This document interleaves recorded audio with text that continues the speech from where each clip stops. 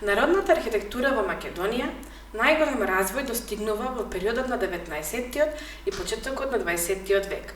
Специфичната форма на градската и селската архитектура е добиена врз основа на теренските услови, изборот на пременетиот градежен материјал, развојот на градителската традиција и економските можности. Селските населби во зависот од локацијата и поставеноста на објектите можат да се поделат на збиени и раштркани. Во стопанскиот двор неприсутни објекти се амбари, плевни, сеници, трла, штала, кочина, кокошарник, козарница, лозарница, чешма и други.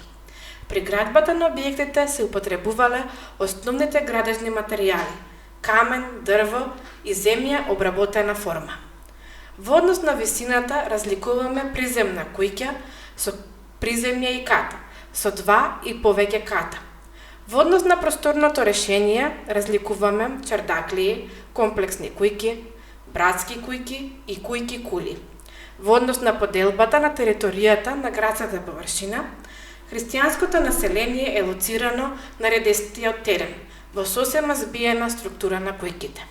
Секој град има своји особености на архитектонска форма на куќата за живење, создадена во однос на теренот, климата и економскиот потенцијал на семејството.